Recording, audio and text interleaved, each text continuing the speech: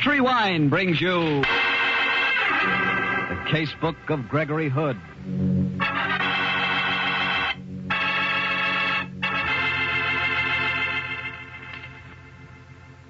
Tonight, the Petri family, the family that took time to bring you good wine, invite you to listen to the story of The Red Capsule, another exciting adventure from the Casebook of Gregory Hood.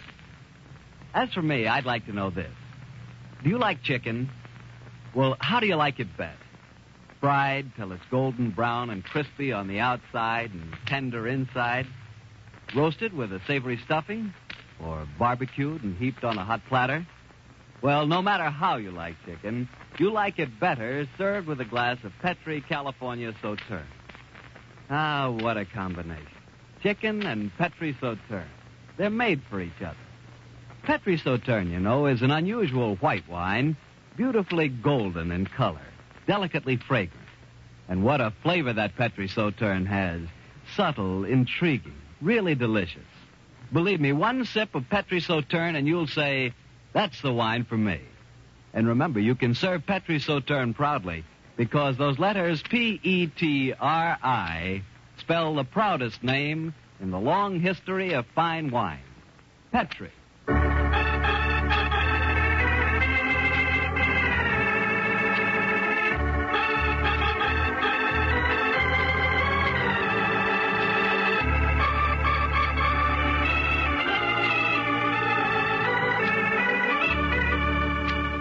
Well, it's Monday night in San Francisco, and we have a weekly date with Gregory Hood and his attorney and great friend, Sanderson Taylor. Tonight's rendezvous is at that happy bourne from which no fish returns, Bernstein's Grotto on Powell Street. Let's join them there, shall we? Hello, Gregory. Evening, Mr. Taylor. Ah, there you are, Harry Bartell. Evening, Harry. I hope you don't mind we jumped the gun on you a little. I could never resist these cuckoo clams on the half shell. As you see, he's on to his second dozen. You'll have some, won't you, Harry? They're very special. Thanks, Greg. I will. By the way, if you can take fish 2 nights running, you're invited up to my apartment tomorrow evening. Oh, swell, Greg. What's the occasion? A friend of mine just sent me a batch of brook trout from the Sierras. Sounds wonderful. But you don't know how wonderful. I swear you've never tasted trout until you've had Greg cook them. Well, they won't be at their best tomorrow, I'm afraid. Brook trout is one dish that's better cooked under rather rustic conditions. For my money, the only proper way to cook them is in sizzling hot bacon grease in a skillet over an open campfire under the pine trees. And that, Harry, by one of those happy coincidences, cues us directly into tonight's adventure. Our story from the casebook began just that way on a certain star-clustered evening last fall. Sounds like a potent setting for adventure. Well, we found plenty of that, as usual. We'd flown out of San Francisco in my Beechcraft, complete with rods and flies and a week's camping equipment. We landed in the private field of a friend of mine in Yosemite County and hiked from there on up into the mountains. The gods were very kind to us. At first, we hit a heavenly stream teeming with hungry, vigorous fish. At the end of an exciting day's sport, we knelt by our campfire preparing the evening meal. These potatoes in the ashes are almost done, Greg. Yes, I'd better fan up the flames for the skillet. Did you slice the bacon? Yes, and clean the trout. Ah, this is the life, Sandy. And we're going to have a meal we couldn't equal in San Francisco's finest restaurant. First, the bacon. There we are. Did you hear that, Greg? I swear I heard someone calling. It's probably little Sir Echo out for his evening rehearsal for the Bohemian Grove. I did hear someone, Greg. Here in the forest primeval, where we've come to escape from dazzling wenches and murderers and all those fascinating encumbrances. What? There is someone, Greg. Yes. Who's there? Friends to this ground and liegemen to the Dane. It's a girl. And one that quotes Hamlet yet. You'll make an interesting dinner guest. Well, go and make her welcome, Sandy. I've got my hands full here. Okay, Gregory. Good evening. Are you in trouble? Oh, hello. Yes, I was glad to see your campfire. I'm afraid I'm lost. Well, come and join us, won't you? My name's Sanderson Taylor. Oh, well, mine's Eustace. Sylvia Eustace. A little unwise for a young lady to be hiking about in the mountains at night, don't you think? Oh, well, Gregory, this is Miss Sylvia Eustace. Oh, how do you do?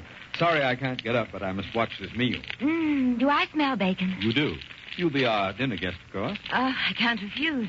I'm starving. How would roast potatoes, coffee, bacon, and brook trout a la nature appeal to you? Oh, I can't think of anything more perfect. Can I help? No, thanks. Everything's under control. How come you're up in the mountains alone late at night, Miss Eustace? Well, I walked up earlier today. I'm staying with friends at Denmark Lodge. Oh. It's about 10 miles. I'm afraid I overdid it. What's wrong, Miss Eustace? Here, I have some brandy in the flask here. Oh, no, thank you. I have a touch of asthma. I'll take an ephedrine. There. I'll be better in a second. Don't worry about me. I do wish I could do something to help. Oh, it's all right. There. Oh. I'm sorry. And now, how's about the trout? Going into the skillet at this very moment.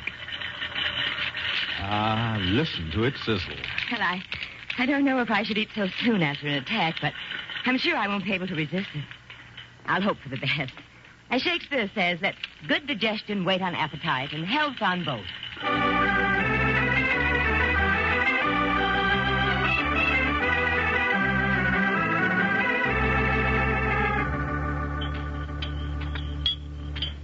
A wonderful meal. Gregory, you surpass yourself. I must confess it was mildly colossal. More coffee, Miss Eustace? Yes, thank you. Go on. Your face keeps bothering me, Mr. Hood. It does have that effect on some people. Yours has the reverse effect on me. Oh, no. No, I mean, I'm certain I've seen it before. Probably in the Police Gazette. He's always getting mixed up with the underworld. Oh, of course. How stupid of me. You're Gregory Hood, the detective. Well, detecting is a hobby of mine. Well, I've seen your photograph in the San Francisco papers. Oh, dear. I was afraid of this. Hand me my bag, please. Here you are, Miss Eustace. Another asthma attack? Yes, I knew I shouldn't have eaten that trout. I'll take another ephedrine. Fascinating objects, those tiny red capsules. They really ease up these attacks of yours, do they? Usually. There. If they don't do the trick, I can give myself a hypo. Oh! Help me! Help me! Lord, I never saw an asthma attack as severe as this. Look at her struggle. The way her body keeps arching. Sandy, this is no asthma attack. This girl's been poisoned.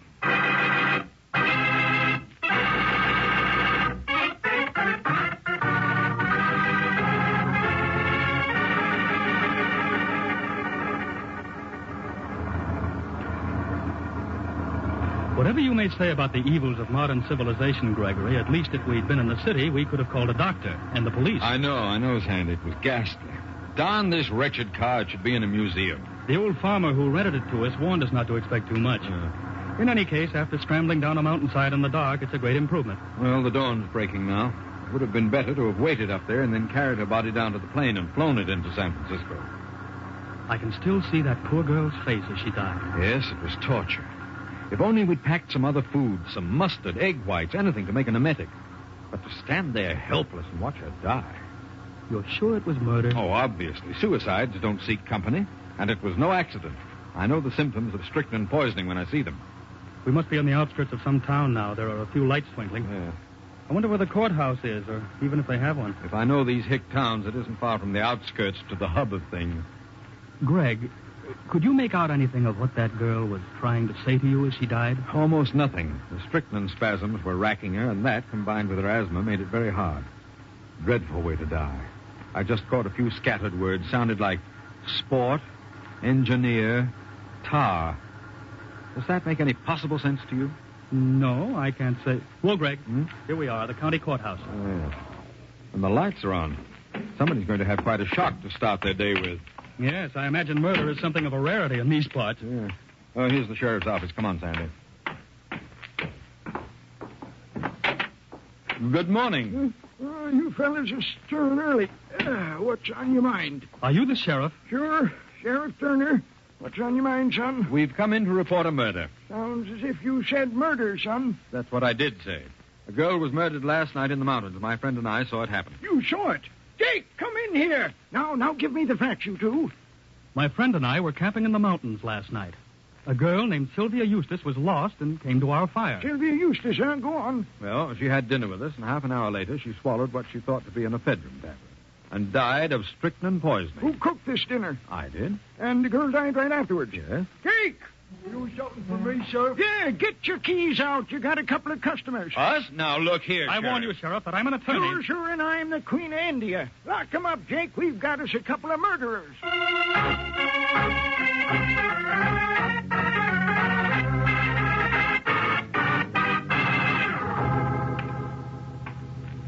know this is a crazy situation, Sandy. We come in to report a murder and then get booked for committing it. Darn these small towns. The judge is off at the other end of the county, and I can't even apply for a writ. We've got to get out of here. There's only one way that girl could have been poisoned, but we must get to San Francisco to prove it.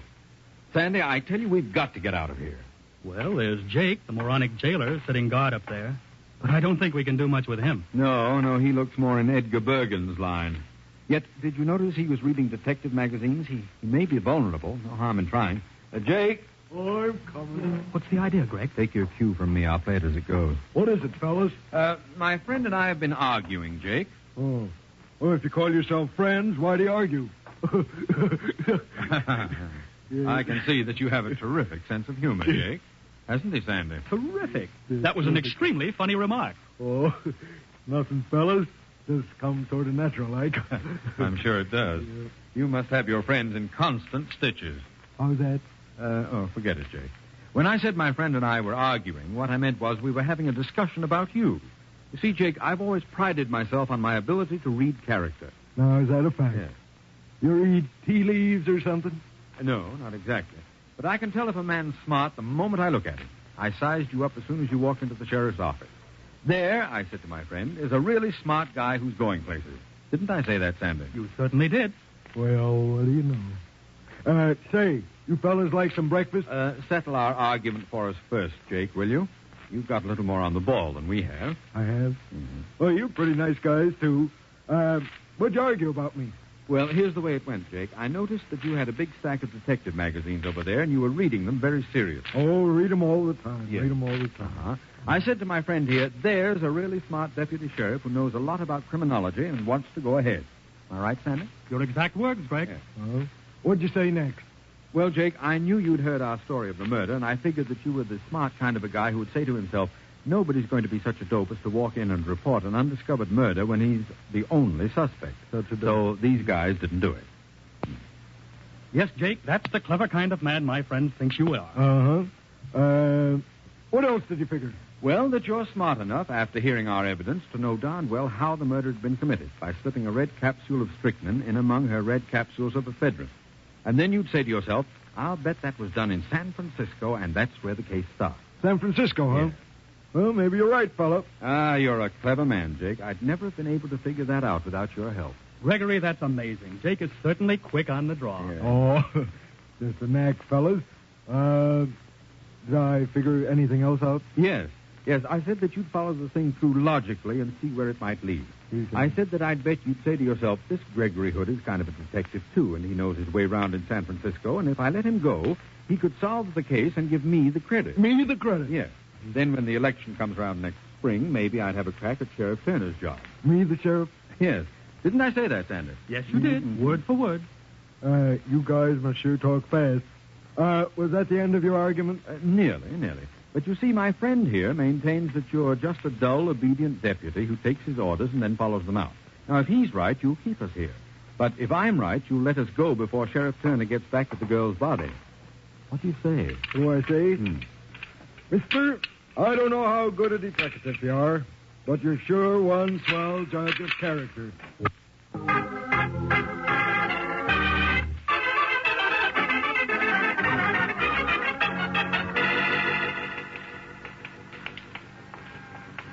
Gee, Sandy, it's good to be back in San Francisco.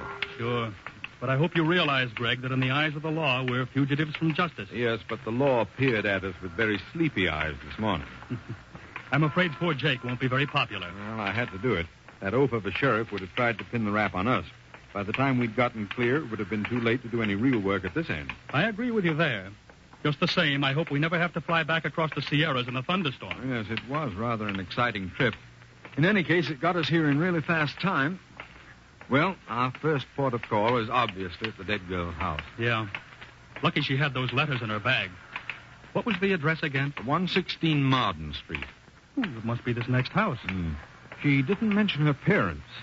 Stanley, I'm afraid this is liable to be a pretty harrowing interview. I don't doubt it.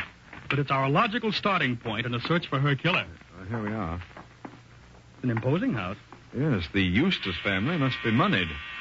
Wouldn't be surprised if the news of her death has preceded us. Yes. It's the maids stay out and the butlers quit. We don't want anything. Unless you're applying as servants. Is this Miss Sylvia Eustace's home? Yes, but... May we come in, please? No, you... Well, bless my soul, you're Gregory Hood, aren't you? Yes, I am. Can't see a thing with my new glasses. I'm Sylvia's uncle. Come in, won't you? Thank you, Mr. Eustace. This is my friend, Sanderson Taylor. How do you do? How do you do? Now, you want to see Sylvia? You mean she's here? Yes, I think so. I'll go and see. Won't be a moment. Greg, what in thunder is he talking about? The girl's dead. We know it. Either Mr. Eustace is definitely eccentric or he doesn't know his niece has left town. Yes, Sylvia's just coming down the stairs. She's doing what? Well, don't look so startled, Hood, my boy. Here she is. Mr. Gregory Hood, how very nice to see you. Sandy.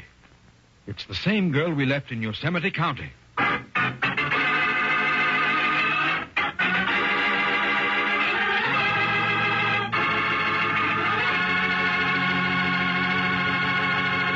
You'll hear the rest of Gregory Hood's story in just a second. And right now is a swell time for me to tell you about a red wine that's really marvelous with any kind of meat or meat dish. It's Petri California Burgundy. Petri Burgundy is a rich red wine, hearty and full flavor. A wine that can transform an ordinary meal into a real occasion. Tomorrow night, say, try serving a simple dish like hamburgers or a succulent beef stew with a glass of Petri Burgundy. Petri Burgundy is not only delicious itself, but it makes everything you eat taste better. So if you've been wondering just how much a good wine can do for a good dinner, you'll find the answer in a bottle of Petri Burgundy.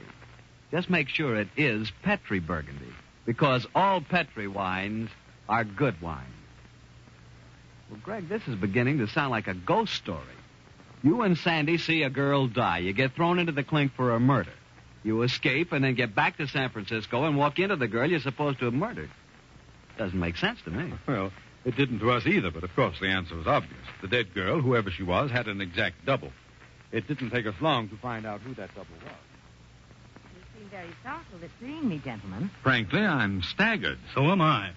Miss Eustace, do you have a twin sister? No, but you must have met my cousin Hester. People are always astonished by our likeness.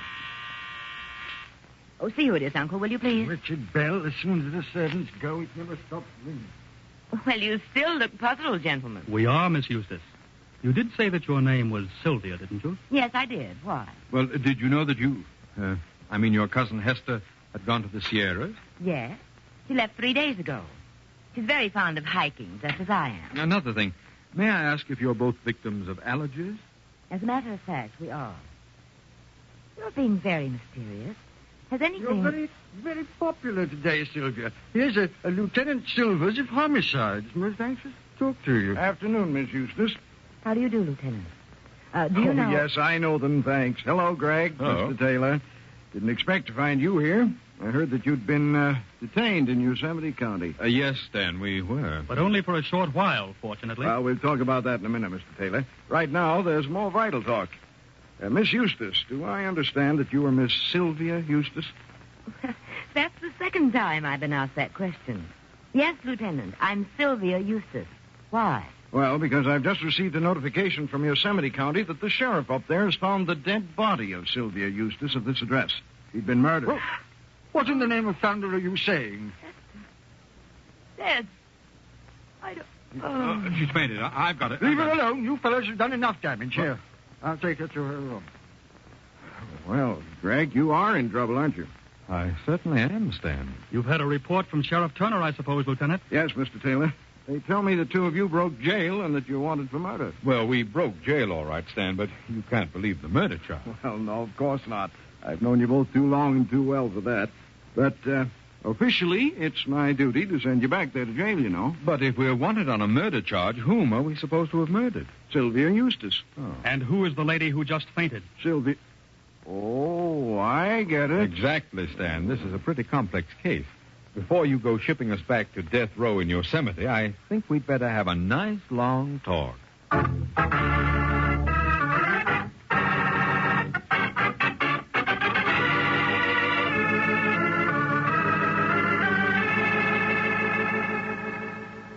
So there you are, Stan. That's the deal. Two girls, both identical in appearance, are both claiming to be Sylvia Eustace. But why, Greg? It doesn't make sense. I think it might, Lieutenant, when you consider that the Eustace family is obviously wealthy. Being the heiress might even be worth murder and impersonation. Correct, Sandy. I'm pretty certain that's the motive at the back of this mess. Well, then you think this girl is a cousin posing as the dead girl Sylvia. Well, that's the way it looks to me. Shh, Greg, here she comes back now. Gentlemen, I think I can talk to you now. May I introduce my fiancé, Dr. Dakin? How do you do? How do you do?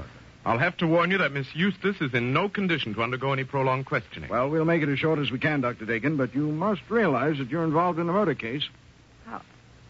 How was poor Hester killed, Lieutenant? She was poisoned by strychnine contained in what appeared to be an ephedrine capsule. Oh, dreadful. Stan, do you mind if I ask a few questions? Okay, Greg. You've got to play it in your way. But if it doesn't work, it's back to Yosemite, remember. We know that, Lieutenant. Miss Eustace, are you in the habit of taking ephedrine? Fairly frequently, yes. What about it? Surely any person who suffers from allergies, as Miss Eustace does, would use the drug. Doctor, there's no need to get so heated. Miss Eustace, are you fond of Shakespeare? Not particularly. Certainly not the way poor Hester... I fail to see what the devil Shakespeare has to do with it. You'll find out in due course, Dr. Dakin. Tell me, Miss Eustace, to what substances are you allergic? I absolutely refuse to tolerate any more of this badgering. Oh, you call this badgering? Well, Doctor, perhaps as her physician, you'd care to speak for her. Well, I'm just a general practitioner. Dr. Sangerford is Miss Eustace, allergist. Oh, I see. Well, Miss Eustace, I'll make you an offer. I'll drop all questioning for the moment on one condition, that you let me come here tonight and cook dinner for you. What rubbish are you talking now, Hood? What do you say, Miss Eustace? In any case, your uncle commented on the servant problem, and I'm really quite a cook. Well, nothing you're saying seems to make any sense, Mr. Hood, or else I must still be dizzy. But, very well, you may cook dinner here tonight. What menu are you planning? Brook trout and bacon, Miss Eustace. It should give us the answer to murder.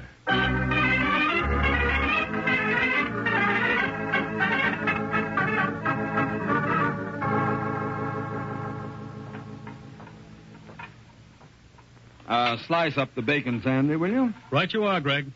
Greg, we've been friends for a good many years. If we hadn't, I wouldn't take the risk of stringing along with you on this case. Will you tell me what goes? Oh, now don't look so harassed, Stan. Oh. We're on the last lap. Our question is, which is the real Sylvia? Now, the old uncle might be fooled. He's half blind. And young Dr. Dakin might be in cahoots. True. So we seem to have established only two positive differences between the girls. The cousin, Hester, loved to quote Shakespeare. So did the girl in the mountains. Now, according to Dr. Sangerford, Cousin Hester was allergic to trout, but somehow he'd never checked Sylvia. Oh, now I begin to see why you're cooking a dinner of brook trout. Yes, Stan, if she eats the trout and nothing happens, she's in the clear. Well, I hope you're right, Greg. Maybe I'm a fool for even letting you try it. I've got a nasty feeling that this whole business is one occasion when you've outsmarted yourself. At last, you're due to be hoist with your own... Oh, Gregory, a skillet full of bacon grease all over the floor. To blazes with it. I've outdone myself in idiocy. Quick, Stan. We've got to warn Miss Eustace. Get some warm water at once and some mustard. What's wrong, Dr. Dakin? It's Sylvia. She's just been poisoned. How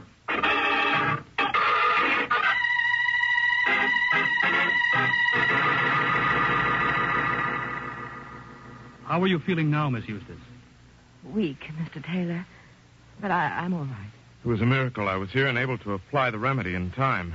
She'd been poisoned with strychnine. But this makes it worse than ever. Who'd want to poison them both? Well, Stan, I can give you the answer now.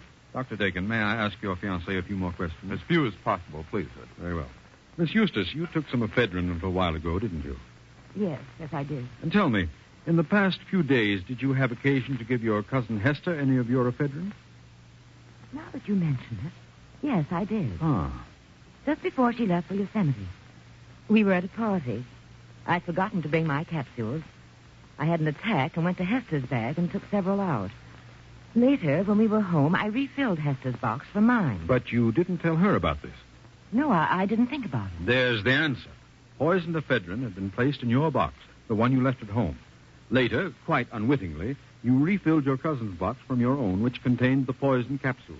Then Hester's poisoning was a mistake. The whole thing was really aimed at this young lady, only the plot backfired. I see it now, but why did she pretend to impersonate Miss Sylvia Eustace? That was all part of the plot. Sylvia's cousin Hester planned to kill this young lady, then return with a perfect alibi for the murder, having deliberately been in Yosemite at the time and claimed to be Miss Sylvia Eustace, saying that her cousin had been impersonating her in her absence. But, Mr. Hood, I still find this hard to believe. Oh, it's logical, Miss Eustace. It's a plausible pattern. What made you see it so suddenly, Gregory? Stan gave me the clue. You remember the girl's dying words, Sandy? Yes, sport, engineer, tar, weren't they? Mm-hmm. But I didn't spot it until Stan started to rib me just now when he said I was due to be hoist with my own petard. I remembered that Hester loved to quote Shakespeare and that speech came from Hamlet. For 'tis the sport to have the engineer hoist with his own petard. That's the Shakespearean version of the biter bit. She was hoist with her own petard and knew it. Mr. Hood, you're every bit as wonderful as I heard you were. I can't thank you enough. You're very kind, Miss Eustace. Personally, I think I bungled the job badly. Not a bit. Come on, Sylvia. I think you should rest for a while. All right. And perhaps after that you'll keep your promise, Mr. Hood, and cook that meal. It's a date. I'd like to find out if I do have an allergy to brook trout. Are you late? Yeah. Goodbye. Well, Greg, this is all very well, but I'm afraid tomorrow we'll have some loose ends to tie off. You mean a little talk with Sheriff Turner? I certainly do. He's hopping mad. Well, Sandy's my attorney. He'll take care of it. That'll be a pleasure, but I'm worried about his deputy, the gullible Jake. I'm afraid he'll be in very bad repute. Yes, Sandy. He might even be out of a job. I hope your conscience will bother you if he is. It probably will, and I'll find him a job in Hood and Company, importers.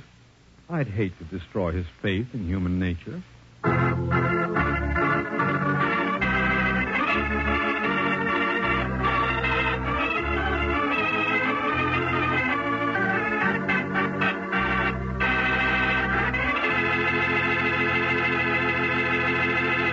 Greg, as usual, that story was a honey.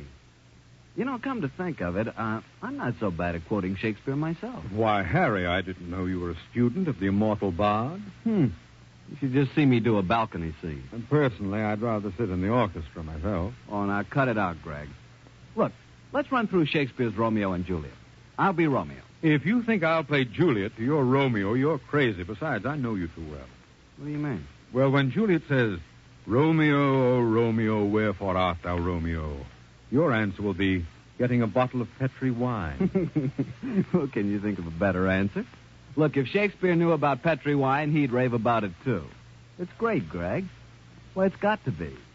The Petri family has been making wine for generations. With the Petri family, the growing of perfect sun-ripened grapes and the art of turning those grapes into fragrant, delicious wine is a heritage. It's a heritage handed on down in the family from father to son, from father to son. And the skill of those generations of winemakers is evident in every drop of Petri wine. So the name Petri on a bottle of wine is more than a trademark. It's the personal assurance of the Petri family that Petri wine is always good wine. Oh, but you'll discover that for yourself. You'll learn that no matter what type wine you prefer, you like it better when it's a Petri wine. Because Petri took time to bring you good wine. Well, Greg, what story from your casebook are you going to tell us next week? Next week, Harry, I'm going to tell you an adventure that I call The Forgetful Murderer. It concerns itself with one of the strangest series of murders that I've ever encountered. I'll tell you all about it next Monday, Harry.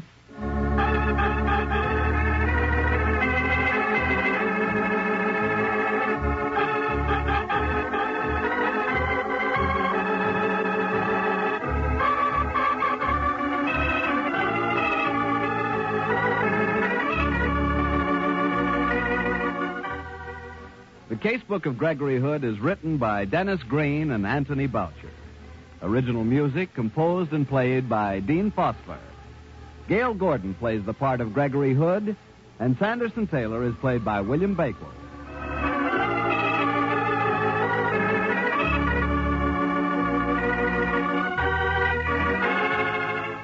The Petri Wine Company of San Francisco, California, invites you to tune in again next week, same time, same station. The Casebook of Gregory Hood comes to you from our Hollywood studio.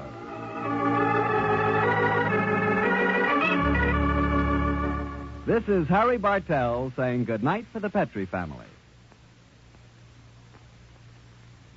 For a solid hour of exciting mystery dramas, listen every Monday on most of these same stations at 8 o'clock to Michael Shane, followed immediately by the Casebook of Gregory Hood. This is the Mutual Broadcasting System.